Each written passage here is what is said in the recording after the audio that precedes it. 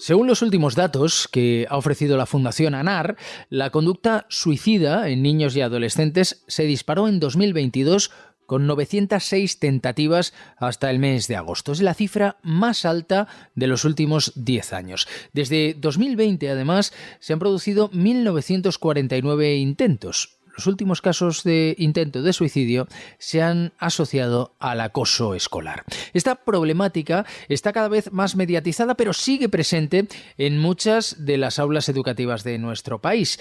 El bullying escolar se suele producir durante el recreo, en la fila para entrar a clase, en los baños, en los pasillos, en los cambios de clase al entrar y salir del centro, en el transporte escolar o en el comedor. También puede ocurrir en el aula, cuando el profesor está escribiendo en la pizarra o mientras está atendiendo a otros alumnos. Pero cada vez más el bullying también se manifiesta a través de las redes sociales. Hoy, en Plaza al Día, bullying, una lacra que no cesa.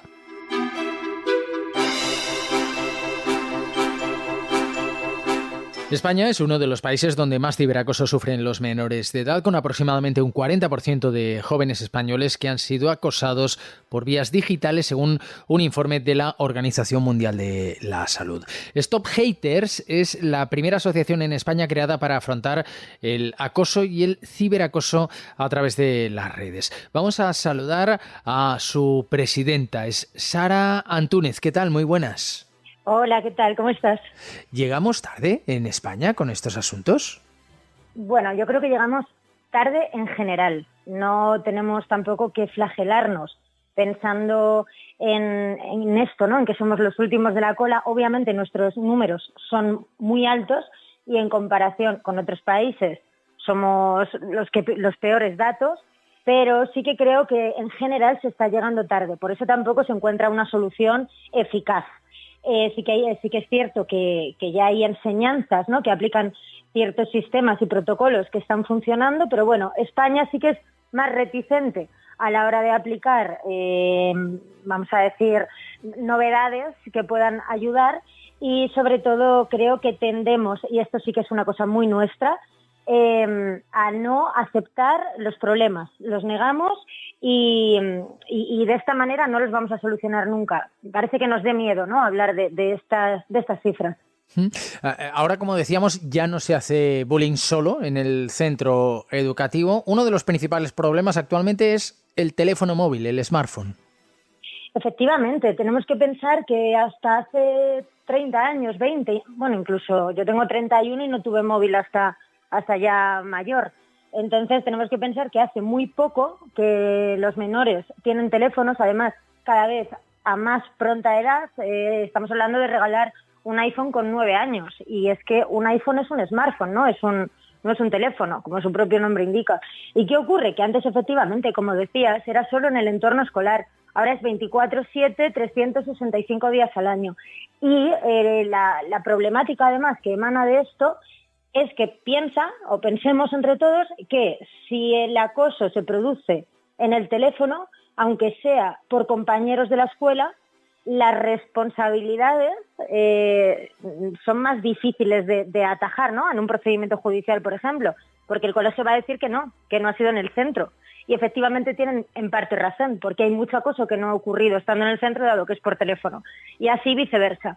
Entonces, para dilucidar responsabilidades también se complica mucho con el hecho de que sea digital. ¿Cree que nos falta educación digital para poder hacer un buen uso de las nuevas tecnologías y de las redes sociales? ¿Existe esa carencia en la educación española? Total. Pero no solo de los menores, de los mayores, de los padres, de los profesores. Bueno, lo primero, creo que la tecnología va muy rápido, mucho más rápido de lo que incluso los que nos dedicamos a ella podemos llegar a encontrar. Nos ocurre muy de vez en cuando, bueno, no tan de vez en cuando, nos ocurre de vez en cuando que vamos a un cole o hacemos una formación y los niños tienen aplicaciones o juegan a juegos que nosotros no sabíamos que existían. Y estamos al día, ¿no? Intentamos todo lo posible. Entonces, entre el salto generacional, que la tecnología ha llegado hace poco, que los menores no utilizan lo mismo que sus padres y, por supuestísimo, tampoco que sus abuelos, y que todo esto pasa sin que haya unas reglas claras de juego, es una locura. Yo siempre pongo el ejemplo. Si ahora mismo un niño que nace, la tasa de natalidad ya sabéis que se ha elevado, ¿no? O sea, hay menos nacimientos y encima más mayores los padres. Si nos ponemos con que un niño de 9, 10 años tiene padres de 45, tiene un smartphone con acceso a Internet desde 9, 10, 11 años y utiliza aplicaciones que los padres no saben que existen, ¿cómo se controla eso? O cómo se controla en el colegio, porque pasará lo mismo con los profesores, con los secretarios o con los directores de la escuela. Entonces hay un salto generacional grande y sobre todo ya no es que no haya formación en la escuela, es que no hay formación a la ciudadanía y eso tiene que cambiar cuanto antes. ¿Cuál es el método que proponen para afrontar el acoso y el ciberacoso a través de las redes? Bueno, pues nosotros lo que pensamos es que si hay una herramienta que tiene toda una población, como es Internet o dispositivos o redes sociales, sí que quizá las administraciones públicas deberían proponer servicios para facilitar que las personas aprendan y se formen en esto, ya sean cursos, páginas donde puedas empaparte, ¿no? de novedades, de las aplicaciones que utilizan ahora los niños. Que sí, que está el INJUVE, está el INCIBE, pero desde nuestro punto de vista no estamos llegando. Y lo que desde luego proponemos, y nos parece que, nosotros lo estamos intentando llevar a cabo, pero no todo el mundo nos llama y al final, es muy complicado, que como te decía, voy a hilar con el principio, si no se acepta un problema tampoco vamos a poner herramientas para solucionarlo, pero una de las cosas donde nosotros más hincapié hacemos es en formaciones, da igual en empresas privadas que en escuelas, que en empresas públicas, donde participen los niños y los padres. Porque de esta forma aprenden en común y a los padres les da seguridad entender lo que hacen los niños y a su vez los niños no ven con tanta lejanía a sus padres en el entorno digital. Entonces creemos que sería la forma más fácil de dinamizarlo y ya para los más pequeños en la escuela, o sea, directamente desde los cursos inferiores. Claro, precisamente de la escuela, las nuevas tecnologías han sido un complemento fundamental para la formación educativa gracias a su incorporación a los centros. Sin embargo, ese mal uso ha propiciado el ciberacoso en las redes sociales. En su opinión, ¿cuál es la función de los centros educativos a la hora de resolver el problema del ciberacoso? Bueno, yo creo que la educación es fundamental porque al final cuando hay problemas de ciberacoso o de bullying, ¿no? Como se llama generalmente, es por una falta de empatía atroz. O sea, siempre, es verdad, cuando dicen siempre ha existido, sí, claro, siempre ha existido, desgraciadamente, pero es que ahora es una tortura. Por ello, sí que creemos que si tú formas a los niños en redes sociales, en plataformas, pero en todo, o sea, desde que no manden fotos desnudos, que eso les puede afectar en el futuro, que tengan cuidado con sus contraseñas, que protejan lo que hacen con su teléfono, o sea, 360. Pero si además les enseñamos que detrás de una pantalla hay una persona, que esa persona está sufriendo muchísimo, que le podría pasar a cualquiera, y que los móviles no pueden ser una herramienta de destrucción masiva, sino todo lo contrario, creo que podríamos llegar, no van a bajar a cero esos datos, o sea, sería una utopía y estaría mintiendo, pero sí bajarlos por lo menos un 60-70%. Falta empatía porque los niños ya han deshumanizado a las personas con el teléfono. ¿Qué herramientas plantean ustedes para favorecer la colaboración entre los padres y los educadores? Bueno, esto es complicado porque al final es lo que te comentaba, ¿no? Se pasan la pelota unos a otros y es difícil, pero desde luego creo que el kit de la cuestión está en que si todos sabemos lo mismo de plataformas, de redes, de dispositivos, de contraseñas, de cómo educar, el ejemplo clásico. Antes, a ti, a mí, a cualquiera que nos esté escuchando, nuestros padres y profesores nos decían a la salida del colegio, si hay un señor dando caramelos, no lo cojáis. Pues esto es lo mismo. Si nosotros ahora, en vez del señor del caramelo, le decimos a nuestros hijos que no acepten una solicitud de amistad de una persona que no conocen, también les estamos educando a que no entren, no sean víctimas de cualquier delito que pueda ocurrir en la red. Así que es simplemente adaptar la forma de educar a las nuevas tecnologías. que adaptarla, no hay que cambiarla. Y volveremos a llegar a un equilibrio, aunque evidentemente no vamos a llegar nunca a cero, pero por lo menos no habrá tantos niños mal. Los profesionales del sector legal, ¿en qué pueden colaborar para ayudar en la erradicación del ciberacoso en las redes sociales? Pues mira, esta pregunta me gusta muchísimo, porque además yo ejerzo, y una de las cosas con las que más presión estamos intentando hacer es con el tema del Código Penal de los menores. Cuando un menor de 14 años es inimputable y son sus padres los que responden económicamente de lo que hayan podido hacer, obviamente el niño no siente un castigo real. Y además también hay que activar bien los protocolos dentro de los colegios, los protocolos antiacoso. Por lo tanto, por un lado, por el tema judicial y de reforma del Código Penal de menores, tiene que haber unas herramientas para que sí, unos niños de 10, 11 años acosan a otro con el teléfono, vale, no, a lo mejor no tenemos que hablar de códigos penales, pero sí podríamos hablar de que tengan que hacer algún trabajo, ¿no? Como un trabajo en beneficio de la comunidad adaptado a su edad, que tengan que ir a una serie de terapias, algo, ¿no? Para que sean los niños realmente los que aprendan la lección. Eso por un lado. Y por otro lado, los protocolos antiacoso. Se habla muchísimo de ellos, pero preguntas en cualquier centro escolar y es una locura. O sea, muy pocos saben ponerlos en marcha. Pocos tienen los profesionales que realmente, supuestamente, se requieren. Las fechas para ponerlo en marcha no están claras y los finales suelen ser que el niño acosado se va del colegio, cuando esto nunca debería ser así. Entonces, desde el punto de vista legal, aparte de que cuando hay un caso, obviamente el abogado siempre va a ser el facilitador, ¿no?, de la solución, en el sentido de que te acompaña en el procedimiento judicial, también esa presión para reformar legalmente las cosas que desde nuestro punto de vista no están funcionando. Con respecto al actual marco legislativo, ¿considera que deben adaptarse con mayor precisión a delitos como el ciberacoso o delitos relacionados con las nuevas tecnologías? Sí, sin ninguna duda. O sea, por una parte es verdad que nuestro Código Penal desde el 2015 asumió como medio donde se puede cometer un delito la red, por decirlo de alguna manera. Por otra parte, sí que la Unión Europea está trabajando en directivas pues de responsabilidad hacia las plataformas, por ejemplo, si pasa algo en Twitter o pasa algo en Facebook, que haya una responsabilidad. Siempre que hablo de responsabilidad con plataformas hablo económica, obviamente. Pero bueno, se está trabajando sobre ello. Ya se ha hablado de prohibir TikTok en Francia, por ejemplo, de prohibir teléfonos a menores de 9 años en centros educativos. Se están haciendo cosas y las propuestas que hay sobre la mesa no son malas, pero en mi opinión todavía no son suficientes.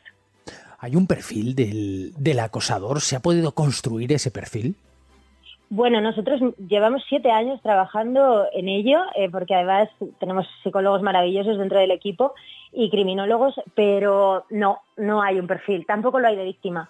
Es curioso esto, porque, bueno, víctima es verdad, podemos ser cualquiera que utilicemos las redes, porque hay demasiados delitos, por desgracia, pero como agresores, bueno, quitando lo típico, ¿no?, de bandas organizadas, de pederastia, etcétera, que eso sí está más encajado, nos encontramos con agresores de todo tipo. Pero sí que hay una cosa que tienen en común y me gustaría destacar en esta conversación, que es la falta de tolerancia ante la frustración o ante el no.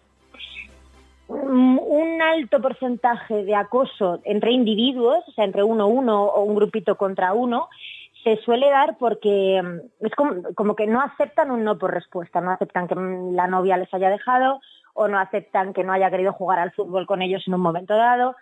Eso sí que se repite, pero claro, vivimos en la sociedad de la inmediatez, entonces habría que ver quién no tiene tolerancia, o sea, falta de tolerancia ante un no.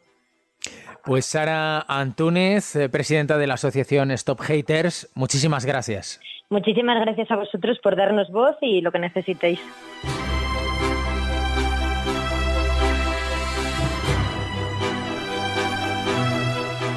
Por desgracia, cuando se produce un caso de bullying, el acusado se siente indefenso y puede desarrollar una serie de trastornos psicológicos que afectan directamente a su salud o incluso en situaciones extremas, conductas autodestructivas. Es el caso de Kira López. Se suicidó cuando tenía 15 años. Fue el 19 de mayo de 2021. Sus padres, José Manuel y María José, siguen defendiendo que su hija era víctima de acoso escolar en la escuela y que esta situación le empujó a quitarse la vida. Hablamos precisamente con el padre, José Manuel López. ¿Qué tal? Muy buenas. Hola, ¿qué tal? Gracias por la oportunidad de participar en este espacio.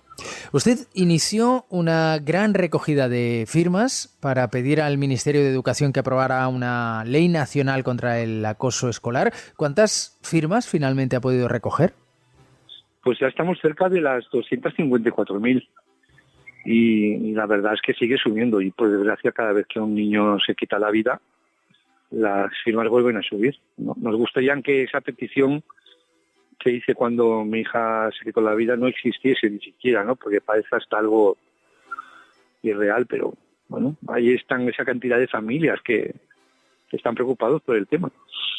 Claro, porque en el caso de su hija, ¿en qué punto se encuentra la investigación? Parece que la audiencia de Barcelona concluyó que no se podía vincular, ¿no?, la acción, el suicidio, a una inacción del centro escolar. Lo has definido perfectamente, es así. Yo leí el caso Hawking, no sé si lo habéis mencionado en el podcast, no. y Hawking, ni aun dejando por escrito antes de quitarse la vida, fue el primer suicidio que creó alarma social en España, ¿no? Ni aun dejando por escrito quiénes eran sus acosadores y el por qué se quitaba la vida, ni ahí se pudo demostrar que había relación y no se pudo demostrar que hubo intención suicida por parte de los victimarios, ¿no?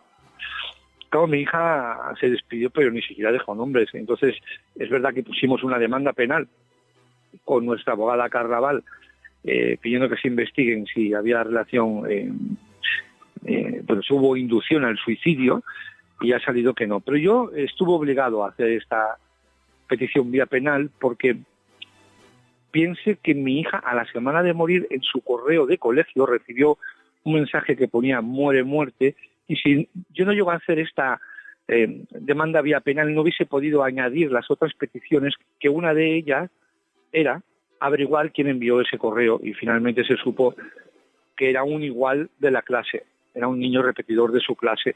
También pedí que se mirasen los correos de sus acosadores, los de un maestro, y eso no se hizo caso. Se respondió diciendo que a pesar de que había bullying cometido hacia Kira, era un tipo de bullying que no era delictivo. Eran reírse de su tono de voz, reírse de su acento de inglés, reírse de su maquillaje cuando se lo ponía, y cosas similares que no están contempladas en el Código Penal, y por lo tanto eso no se puede solucionar vía penal. Oiga, ya, pero es que Kira está muerta. Mi hija no está recuperándose en casa de su mente ni en una silla de ruedas. Mi hija ha fallecido, porque ha pensado que no merece la pena vivir. Yo creo que sí que tienen que haber consecuencias, llegado el caso, penales. Yo creo que sí. ¿Cuándo detectaron ustedes que su hija estaba sufriendo acoso escolar? Bueno, no es que lo detectásemos. A veces los periodistas nos hacen esta pregunta. A nosotros Kira nos contaba de forma explícita que le estaban acosando, sobre todo cuando tenía 4, 5, 6, 7 años, ¿no? Pero el colegio te hacía ver que lo estaba solucionando. Luego, con el tiempo, averiguas que ni se aplicó protocolo, ni realmente hicieron nada. Lo que hicieron era esperar a que acabe el curso y cambiar a los acosadores de clase, como habían 3 líneas, cambiaron de línea y volvemos a empezar. Y ya es ese año, o tienes suerte y no hay acoso, o hay menos, o al año siguiente te vuelven a cambiar y vuelve a haber más acoso, que es lo que le pasó aquí. Aquí el problema realmente está en cómo diferencias tú, como padre o como madre, que haces que tu hija sea en tu casa, en tu espacio, la persona más querida y más feliz del mundo, la persona que más empoderas, que resalta sus cualidades, ¿no? ¿Cómo haces que eso en el colegio siga sucediendo? Como padre no estás allí. Si en el colegio no transmiten los mismos valores, ni hacen lo mismo que en casa, pues posiblemente pierdes. ¿Cómo cuantificas el daño que se le hace a tu hija? Yo no soy psicólogo ni psiquiatra. Ellos son profesionales de la enseñanza y se presupone que conocen muy bien a los niños, ¿no?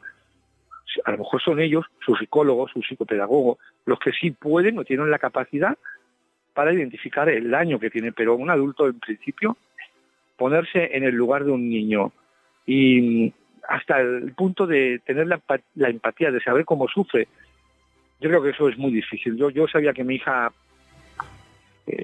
veces iba mal y le ayudábamos, íbamos al colegio, poníamos la queja por escrito, pero claro, hasta el punto de quitarse la vida, pues mire, pues esto es lo peligroso del acoso escolar, ¿no? Claro, que parece que lo van a soportar y no es así. Y no es así. Y no lo puedo soportar, Kira López, con 15 años, pero nos estaba hablando usted de un acoso que comenzó cuando tenía 4 años. El problema de este centro educativo, porque después de morir mi hija salieron decenas y decenas de casos de acoso escolar del mismo centro, cuando a nosotros nos dijeron que el problema lo tenía mi hija, que tenía que aprender a socializar, que le apuntásemos a algo externo. Era época de pandemia y no podías apuntar a nadie, a nada externo, porque no había nada. Y te hacen ver de alguna forma que el problema lo tienes tú, que es la víctima la que tiene que ir al psicólogo. Mira, esto es un error de libro que se comete en muchos colegios. La víctima tendrá que ir al psicólogo por el daño que se le está haciendo para recibir una cura. Pero realmente el que necesita ayuda, la persona que está enferma, es el victimario, es el que acosa, porque que niños pequeños sean capaces de acosar a otros para divertirse y sean capaces de coordinar a un grupo e ir haciéndolo crecer para que acosen a una persona, me parece que esos chicos necesitan que se les reconduzca y actualmente no hay ninguna medida contra ellos. Los protocolos actuales, los de las 17 autonomías, se fijan en la víctima, quitan de la clase a la víctima y mandan al psicólogo a la víctima. Con los victimarios no se hace nada, por eso tenemos la sociedad que tenemos en parte. Claro, nos contaba usted que una semana después de la muerte de su hija, en su correo electrónico llegó un mensaje que finalmente se averiguó que fue de un compañero en el que le incitaba a morirse, muérete. Y se identificó a ese, bueno, pues al emisor de ese mensaje. Sí. Yo no sé si ¿ha tenido usted la oportunidad, con el dolor que no puedo ni siquiera alcanzar a imaginar que puedan sentir ustedes después de una situación como esta? ¿Ha llegado a poder hablar con los padres, con las familias de quienes pues acaban siendo acosadores para que se dé una situación como esta, una situación tan dura como esta? A ese chico me lo encontré en la puerta de casa a los meses de morir mi hija y le pedí al familiar que lo trajo, porque esto es un barrio, ¿no?, en Barcelona, y le dije sin que él lo escuchase, por favor no lo traigas más aquí, ¿no?, porque ya sabes el mensaje que envió a mi hija. Pensaban que no lo sabíamos. No solo no hemos hablado con sus padres, sabemos además que su madre por alguna razón se puso a seguirnos en redes sociales con un nombre falso y se dio de alta en Twitter con el nombre de padre de Kira. Ahora explíqueme usted el porqué. También sabemos que este niño junto a otros bullies se rieron en la puerta del colegio de la muerte de mi hija, en voz alta, diciendo algo así en tono jocoso como que sí se ha muerto y que no le hemos empujado nosotros, cada día se muere gente, jajaja, no pasa nada. Pues el colegio ni ha denunciado que ese niño enviase ese correo electrónico. El juez en el auto pone que el niño dice que lo ha enviado por error y no hace nada más. Y los papás de los otros niños, pues yo creo que en el fondo saben que sus hijos se han burlado de la muerte de mi hija, pero también creo que les da auténtico pánico de tenerlo confirmado. Tarde o temprano lo van a tener confirmado porque nosotros estamos iniciando ahora la vía civil y ahí saldrán nombres. Ahí saldrán nombres.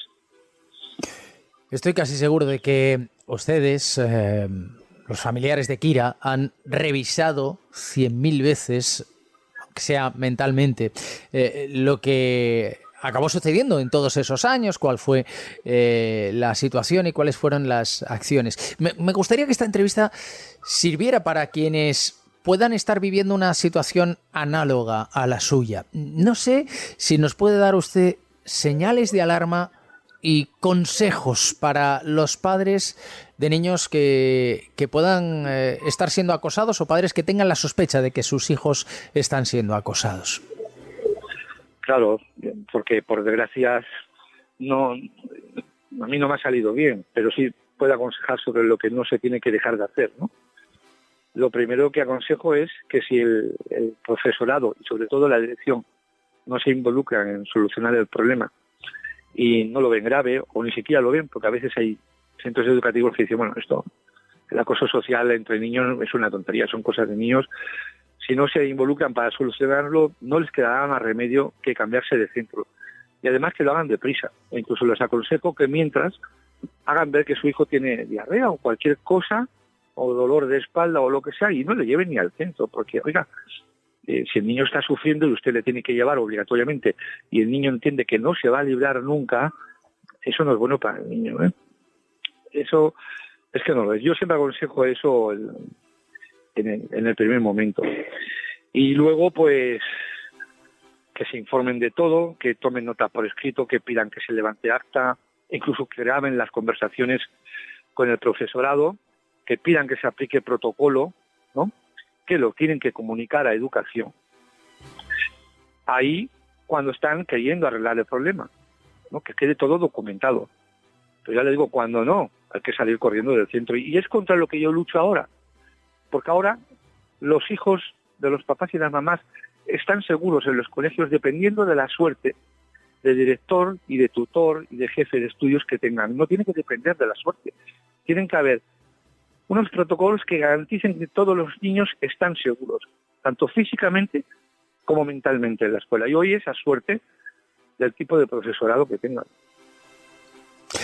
Yo creo que hay otro temor que puede tener cualquier padre que nos esté escuchando ahora. Desde luego, el temor a que un hijo suyo, una hija suya, viva una situación parecida a la de Kira, se lleva la palma.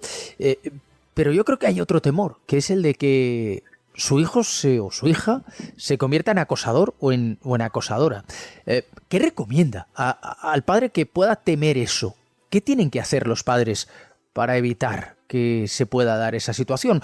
Porque los centros seguro que tienen una responsabilidad, pero los padres también tienen una responsabilidad sobre aquello que hacen sus hijos. Oye, yo siempre digo que los principales responsables del acoso escolar, los principales son los padres de los niños que acosan. ¿Qué pasa? A partir de aquí, yo no dejo a mis hijos en casa de sus padres, los dejo en el colegio, ¿no? A partir de ahí empiezo a responsabilizar, que no a culpar a los maestros, porque son los que están. A ver, es que hay niños que nacen sociópatas, pero si los reconduces desde pequeños, pues pueden tener una vida normal, ¿no? Y ser adultos sanos. Pero si les dejas a su libre albedrío, pues se pueden convertir en delincuentes, en maltratadores de su mujer, en fin, de una serie de cosas. Yo lo que aconsejo es a todas las víctimas de acoso que lo comuniquen al colegio, y el colegio tiene que comunicar a los padres de los victimarios que sus hijos se están portando mal, porque en muchas ocasiones los niños que hacen acoso escolar, sus padres ni lo saben. Y eso es lo que de ninguna manera puede estar ocurriendo. Yo sé de casos que había padres que ni sabían que su hijo era un maltratador, porque fuera se porta de otra forma. Hombre, vamos a hacérselo saber, ¿no? Otra cosa ya es si quieren reconocerlo o no, porque hay muchos padres y acosadores que confunden que el que su hijo sea un maltratador con el que sea el líder. Muchos papás creen que su hijo es el líder de la clase, cuando en realidad es un maltratador y un manipulador, ¿no? Pues ahí hay un problema con los padres también. El tema es complejo, es difícil de solucionar, pero se puede. Yo estoy convencido que se puede atajar y se puede mejorar mucho. Kira se suicidó a las 8:04 del 19 de mayo de 2021, cuando tenía 15 años. Saltó al vacío por la escalera desde la planta más alta del edificio en el que residía junto a sus padres, que, como están escuchando, siempre han defendido que estaba sufriendo bullying desde los 4 años por parte de sus compañeros de clase y que el colegio la dejó desprotegida. José Manuel López, le agradezco mucho esta entrevista y siento muchísimo su pérdida. Gracias. Bueno, no era esperada. De hecho, con Kira había mucha comunicación, nos lo contábamos todo, incluso hablábamos de la muerte, del suicidio, y no lo esperábamos. Pero la indefensión aprendida, que los psicólogos saben lo que es, tiene esto. Bueno, pero esto tiene que parar. Gracias por darme voz.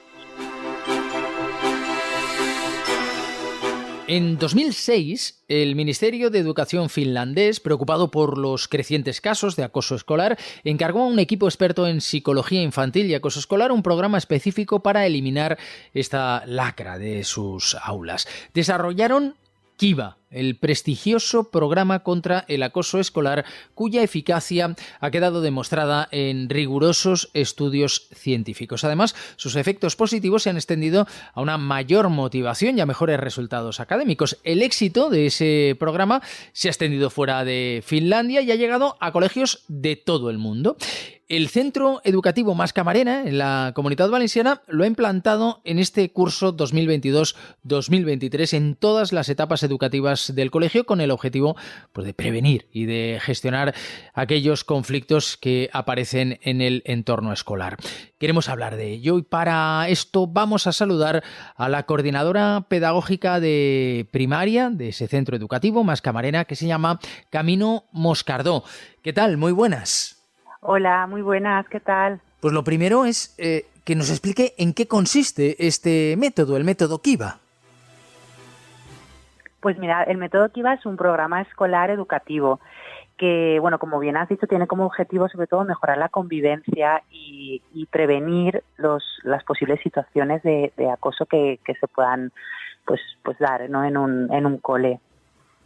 ¿Pero qué se hace? ¿Cuáles son los elementos que lo hacen diferencial respecto a otras acciones que se puedan implantar para prevenir el acoso escolar? Pues es un programa que está basado en unas lecciones que se imparten, como bien habéis dicho, en todas las etapas educativas.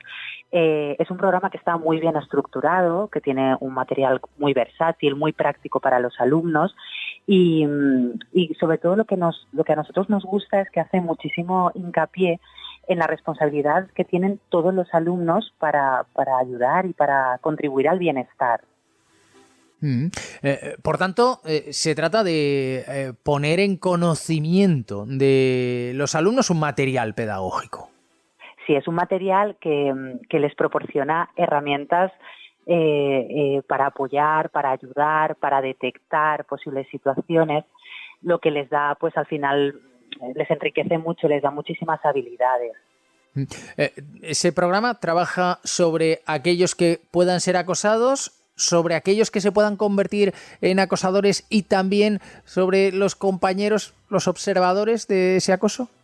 Claro, el programa trabaja con todos los alumnos, pero sobre todo hace hincapié en los alumnos observadores, que al final es la gran mayoría, ¿no? Entonces, les da muchísimos recursos para saber qué es lo que tienen que hacer si ellos observan una situación en la que un alumno pues pueda necesitar ayuda.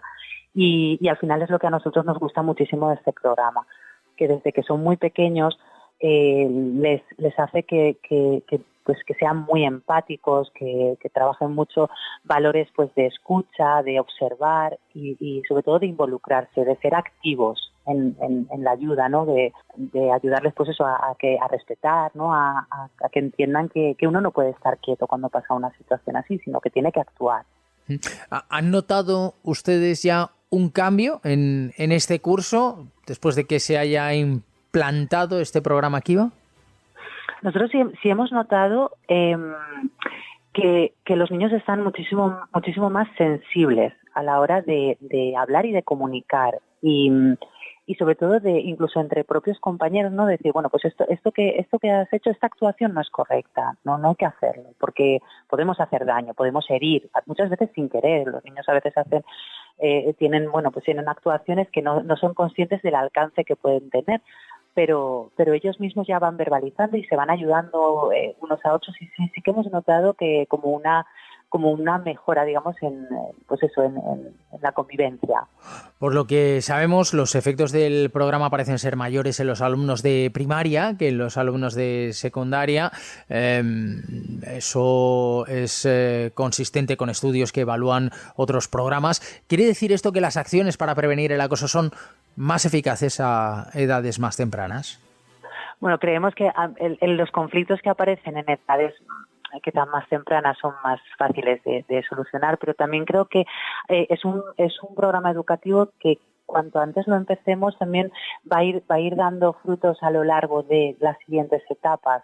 Si empezamos desde que son muy pequeñitos, yo creo que ellos ya van aprendiendo a cómo gestionar y van teniendo esas estrategias que luego cuando sean más mayores también van a saber cómo aplicarlas, ¿no? O cómo actuar. Creemos que es importante empezar desde pequeñitos, pero luego continuar también, no olvidarnos, ¿no? Y esto también es algo que nos gusta mucho del programa, que es, pues eso, se prolonga mucho en todos los cursos, ¿no? Y incluso pues cuando son más mayores también.